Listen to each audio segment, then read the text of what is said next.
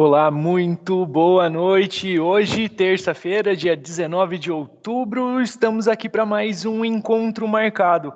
E aproveitaremos o mês de outubro, as campanhas de conscientização de Outubro Rosa, né, para a gente falar sobre esse tema, que é o câncer de mama, né? E para isso a gente trouxe, já agradecendo e dando as felicitações no Dia do Médico, que foi ontem, né, na segunda-feira, a doutora Ângela. Doutora Ângela, muitíssimo obrigado por estar aqui compartilhando o conhecimento com a gente. Meus parabéns pelo Dia do Médico. E eu vou pedir a gentileza de você se apresentar, de conversa, já para começar essa conversa com a gente. Muito boa noite, obrigada, pela parabenização. Então, meu nome é Ângela, eu sou formada pela Universidade Federal do Paraná, sou médica generalista e atuo como médica colaboradora no SESMIT Coletivo. E vou estar aqui para esclarecer algumas questões durante a nossa conversa. Perfeito, maravilha. Então, todos que estiverem nos assistindo, por gentileza, já deixem o gostei no vídeo, enfim, todas as participações, que se quiserem compartilhar esse vídeo, fiquem à vontade. Também temos o nosso chat de perguntas ou o e-mail, né, dúvidas@facop.org.br, que você pode entrar em contato com a gente. E aí, a gente está em outubro, falando sobre o Outubro Rosa, é necessário, né, a gente entrar com esses dados e trazer mais informações, não só para as mulheres, sobre câncer de mama, né, doutora? Sim, com certeza. Alguns dados que a gente trouxe do Instituto Nacional do Câncer, por exemplo, que em 2020, 2,3 milhões de mulheres no mundo descobriram que estavam com câncer de mama. É o tumor que acomete a maior parte da população feminina brasileira e também que mais mata, né? Isso é um dado bastante alarmante, né? Sim, com certeza. E, digamos assim, por que que esse tema é realmente tão importante para a gente trazer não só para dentro do setor de aceio e conservação, mas sim para ele, né, que é o setor que nos abriga como Facop, como instituição, mas por que tratar esse assunto? É só em outubro que a gente trata do câncer de mama? Não, não, pelo contrário, é um assunto que a gente sempre tem que estar abordando. E a questão que você falou, né, do setor de aceio e conservação ser composto pela maioria de mulheres, então a gente foca muito nessa questão, né? E não só pela questão de ser composto por maioria de mulheres, mas também para os homens. Todo homem veio de uma mulher. Com toda Então certeza. tem uma mãe, tem uma irmã, tem uma esposa.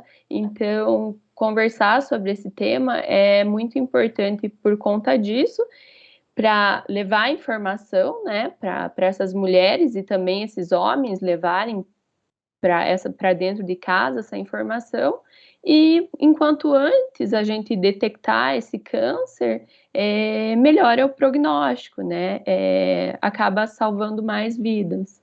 Perfeito. Então, digamos assim, como a gente tem esses dados científicos, digamos assim, que mostram que é o câncer que mais mata, mas de certa maneira também, quanto antes é reconhecido, identificado, existe uma chance de cura bastante grande.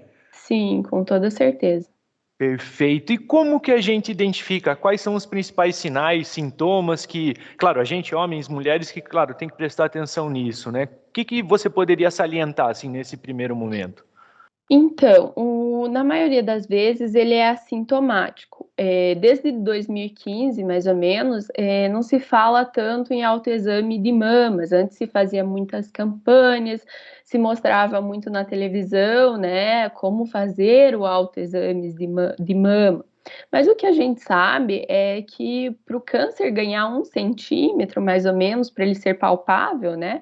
Então, em torno de 1 centímetro que a gente começa a ter uma palpação, demora em cerca, às vezes, geralmente de 8 anos. Então, é muito tempo, às vezes já está no estágio mais avançado. E aqui a gente está falando justamente do quê? Da detecção precoce.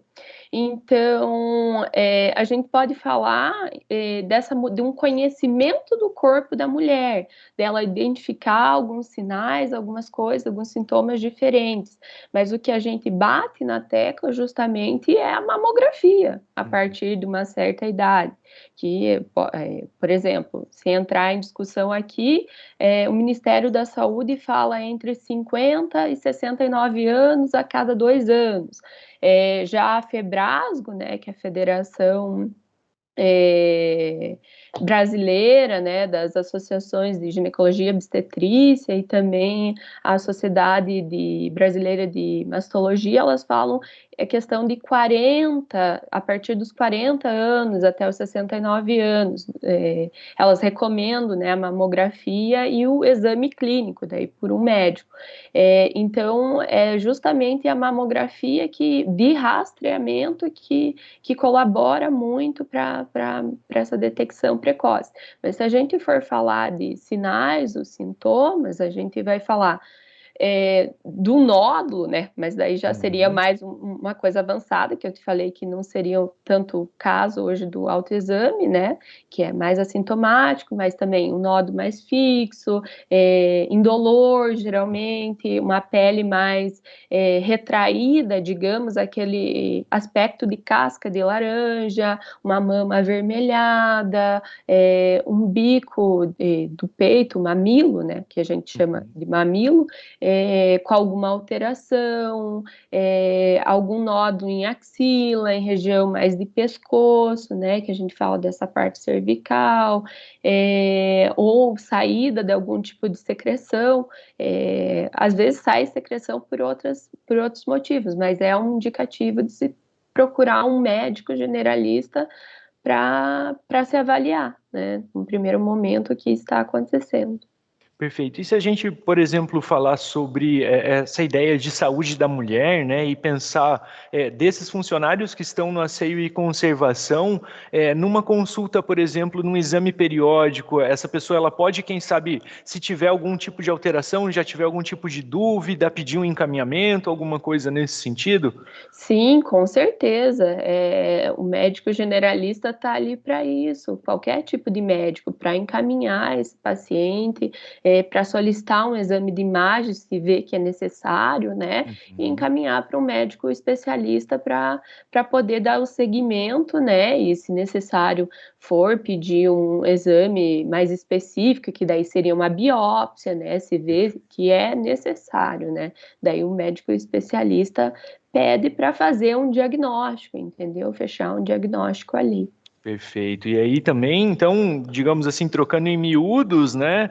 Resumindo a coisa, a partir dos seus 49 anos, então, digamos, ou antes, para já Antes, começar com a mamografia. os 40 anos, geralmente, que nem eu falei, que é o que é, assim, a Sociedade Brasileira de Mastologia, a Febrasgo Perfeito. também fala, né? O Ministério da Saúde acaba falando dos 50, né? Mas Certo. muita gente começa antes, por quê? Por conta, né, que a gente difunde tem pessoas que até se pedem antes dos 40 anos, por questões de ter alguma mutação genética, ter alguma outra coisa que leva a pedir antes. Mas por que não é pedido antes? Porque geralmente as mamas são muito densas antes dessa idade. E o que atrapalha, às vezes, um pouquinho, entendeu? Acaba atrapalhando. Então, às vezes, são resultados que vêm corretos, falsos positivos, falsos negativos. Então, por isso que não se pede para todo mundo o rastreamento e antes dessa idade, entendeu? Então, tem que ter um motivo, geralmente, para se pedir. O rastreamento tem uma idade para se começar, como estamos Perfeito. falando, seja 40, seja 50 anos. E por isso que sempre o médico tem que avaliar se é necessário algum outro tipo de exame de imagem, se for, ele vai pedir, entendeu? Seja um ultrassom de mamas ou uma ressonância, ele vai solicitar o que for necessário. Por isso que a avaliação do médico é tão importante. Perfeito. E esses outros sinais ou outros fatores, digamos assim, podem ser determinantes é o que se chama de fatores de risco, né? Ou a Sim. gente pode chamar de causas do câncer também, ou não? E Sim, com quais seriam certeza. elas, digamos assim, se a gente pudesse listar? O maior fator, assim, a maior causa é a idade. A Uhum. idade, geralmente, a partir dos 50 anos, é o que a gente vê, assim, porque temos fatores ambientais, seja obesidade, seja não fazer exercício físico, sedentarismo, o consumo de bebidas alcoólicas também é bastante citado, o tabagismo, as radiações ionizantes. Então, eles dividem em subcategorias, fatores ambientais, a idade como principal, Uhum. maior, assim, fatores reprodutivos e hormonais e fatores genéticos ou hereditários. O que seriam esses fatores reprodutivos e hormonais? Seriam a exposição a um estímulo de estrogênio. Então, enquanto mais cedo começou a menstruar, enquanto mais tarde teve a menopausa, não teve filhos, uso de contraceptivos hormonais. Então, tudo isso envolve fator reprodutivo. E o terceiro e último que eu citei seria mais as questões genéticas, daí que mutações genéticas. Perfeito, olha que bacana. Tem várias coisas que eu já não sabia e estou aprendendo contigo, com toda certeza. Isso é muito interessante, inclusive para nós homens, né? Que a gente acha Uhum. muitas vezes que não tem nada a ver com isso e muito pelo contrário, temos muito a ver, né? Até tem uma questão sobre o fator genético que pouco se fala, mas também histórico de câncer de mama em homens também é um fator genético, às vezes, para ser pensado e investigado, sabe? Então é uma coisa que entra mais. A gente não vê muitos casos de câncer de mama com histórico familiar, por exemplo, assim, tem o caso na família, né? Principalmente antes dos 50 anos, mas a grande maioria que ocorre desse câncer é em mulheres sem histórico Ah, familiar. Então, tem relação, questão hereditária? Tem, mas geralmente a maioria das mulheres às vezes não tem nenhuma relação familiar, sabe? Não tem nenhum, digamos, histórico, sendo mais correto aqui, sabe? mais Histórico um familiar. ponto, então, para a gente ficar de olho, né? Digamos Sim. assim, né? Perfeito. E aí você citou câncer de mama em homens. É possível? Sim. Sim, é possível. Os homens também possuem mamas, só que não tão desenvolvidas como mulheres. É raro, eles falam, acho que em cerca de 1%, o INCA fala, né, o Uhum. Instituto Brasileiro, né, do Câncer. Mas como os homens também têm glândulas mamárias e tem um estímulo hormonal também de hormônios femininos, então o homem pode desenvolver, mas não é um estímulo igual uma mulher tem e não é uma mama tão desenvolvida como uma mulher. Eles chegam a falar até sobre essa questão que é mais fácil, né, a palpação, porque o Uhum. homem tem uma mama menor, pouco desenvolvida, mas há trabalhos e trabalhos falando sobre isso. Perfeito. Então, além do homem funcionar como um suporte, um apoio, entender da situação até para fornecer informações para outras mulheres da família, as próximas e tudo mais, também tem que ficar de olho na própria saúde, né? Nesse sentido. Sim, com certeza. E deixando claro que fator de risco não quer dizer que vai apresentar doença. Perfeito. Entendeu? Você pode ter um, dois, três, quatro fatores de risco e às vezes não apresentar doença. Isso não é igual à doença, é um fator de risco para ter a doença. Perfeito. E se falando em prevenção, o que que a gente pode fazer? E prevenção, o que a gente pode focar é nos fatores que a gente falou ambientais, porque hereditário a gente não pode mudar, entendeu? Exposição também da questão do estrogênio, a gente não pode escolher quando vai menstruar, quando vai ter uma menopausa. Uhum. Então, o que a gente pode prevenir é com prática de exercício físico, que é bastante difundida, manter o peso corporal, evitar bebidas alcoólicas, e o que se fala muito hoje é sobre amamentação, amamentar o seu bebê, porque tem determinados hormônios que durante a amamentação eles caem, então isso diminuiria a taxa de incidência desse câncer de mama. Perfeito. Então, se cuidar da maneira geral, como a gente sabe, digamos assim, funciona não só para câncer de mama, mas para outras situações Sim, com também. certeza. Perfeito. E assim, tá, perfeito, eu me cuido, faço o meu autoexame, ou autoexame não, né? O conhecimento do corpo, como você falou, estou de olho nessas situações. E se mulheres ou homens, por exemplo, suspeitarem ou descobrirem alguma situação, algum problema que deixou meio em dúvida, qual que é o caminho correto a se seguir? Que algo que deixou em dúvida, o que a gente precisa primeiro é procurar uma ajuda médica, Uhum. seja um médico generalista ou especialista. Melhor é um generalista que vai te indicar, vai ver o que está acontecendo e, se for necessário, vai encaminhar para um generalista. Ele vai fazer o exame clínico, que daí vai ter uma direção, né? Ele vai pedir um exame de imagem, como já falei, se necessário, né? Seja a mamografia, seja um ultrassom, seja uma ressonância dessa mama, e, se necessário, ele vai encaminhar daí para esse especialista, esse especialista vai pedir uma biópsia para fazer análise de parte daquela mama ou uma cirurgia para retirada dessa mama para analisar, né, um pedaço maior para análise ser feita por um patologista, para daí fechar um possível diagnóstico, né? Perfeito. Nada de procurar em Google, nada de ficar com Não. vergonha de falar também. Sempre manter essa conversa bem aberta com o médico ou com a médica que atende, né? Sim, com certeza. Tem muita informação boa na internet, mas tem muita coisa que às vezes está lá e gera uma má interpretação. Não é que nem seja a informação, às vezes não é verdadeira, mas às vezes mal interpretada pode ocasionar uma dor de cabeça muito grande para esse paciente, entendeu? Uma preocupação, uma ansiedade. Então, para as mulheres que nos escutam, né, por favor, primeiro, hábitos saudáveis, segundo, conhecimento do próprio corpo e terceiro, qualquer dúvida, vamos recorrer aos profissionais, né, aos médicos Sim, profissionais com certeza. para orientação. E aí uma pergunta, uma última pergunta para a gente ir finalizando, bastante pessoal. Estou com alguma pessoa em volta, né, que teve um diagnóstico positivo para câncer de mama ou está em processo de diagnóstico, porque sim, assusta muito, né? É uma coisa que a gente não tem muita informação e que assusta, gerando risco de morte, enfim.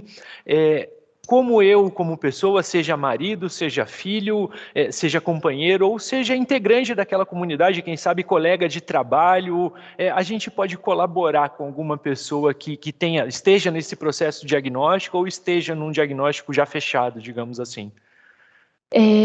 Então, eu vejo assim que, sendo, né, falando eu como médica, tentando ver uma visão mais humana, eu acho que conversar, primeiramente, se essa mulher, ela, quanto ela quer essa ajuda, eu sei que a gente quer ajudar, mas assim, veja, se trata da autoestima dessa mulher, se trata é um órgão sexual também dela, então você está mexendo com uma parte da privacidade dela. Então, você conversar com essa mulher, se ela quer que você vá à consulta com ela, se isso é importante. Geralmente a maioria quer, mas se ela quer falar sobre isso abertamente, entendeu? Porque é a privacidade dela. Então, o quanto você pode entrar nessa privacidade dela, dependendo do tipo de tratamento que ela vai fazer, uma quimioterapia, uma radioterapia, ela vai ter efeitos adversos, ela vai precisar de um apoio maior ainda, você entender como ela está, um apoio psicológico, acho que é oferecer um apoio psicológico, afeto, abraço, carinho, é o essencial, e perguntar o quanto ela deixa que você entre nessa privacidade dela, entendeu? Uma coisa tão íntima dela, que diferente de, às vezes, de outros cânceres. E também a questão de evitar a comparação. Tem muita gente que diminui, fala, não sabe. Então, sempre se informar, tentar conversar com o médico, procurar informações em sites que são indicados pessoas profissionais da área para ler, para estudar, para entender, tirar suas dúvidas, para poder apoiar melhor essa pessoa, porque você fazer uma comparação, falar alguma coisa, às vezes, num tom que não seja, talvez, muita coisa, ou alarmar muito essa pessoa, isso vai trazer uma ansiedade e machucar ainda mais questões de autoestima dessa pessoa que já está passando por um caminho difícil, sabe? Então, tudo isso eu acho que é importante, assim, a gente levar em conta, mas principalmente o apoio, o afeto e ir até onde essa pessoa quer que você vá, entende? Conversar com ela, perguntar, por mais difícil que seja falar sobre isso, se ela não quer falar nesse momento, dar abertura para quando ela quiser, ela poder conversar e dizer, não, eu quero que você vá, eu quero que você me apoie, entendeu? Eu preciso disso. Às vezes a pessoa não quer tanto que tantas pessoas se envolvam dessa maneira, mas às vezes uma amiga, às vezes o marido, às vezes ela quer uma pessoa em especial. Fantástico. E aí, a gente, claro, não falou sobre o tratamento, que eu acredito que nem cabe nesse nosso diálogo, nessa nossa conversa, mas você chamou a atenção para algumas coisas, né?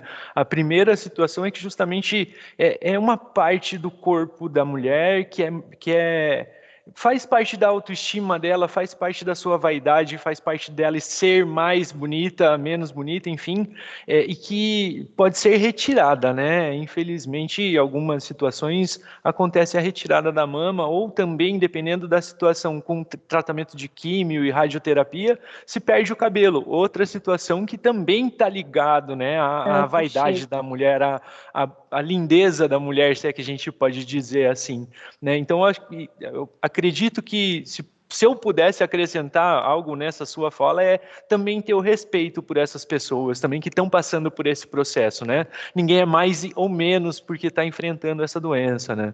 Sim, às vezes gera aquele olhar de você parar e ficar olhando, isso acaba sendo desrespeitoso. Eu sei que as pessoas acabam se admirando, nossa, o que aconteceu, ou acabam perguntando, sendo invasivas, e aquela pessoa já está passando por um sofrimento grande, então o respeito é você, às vezes, não falar nada, Uhum. entendeu?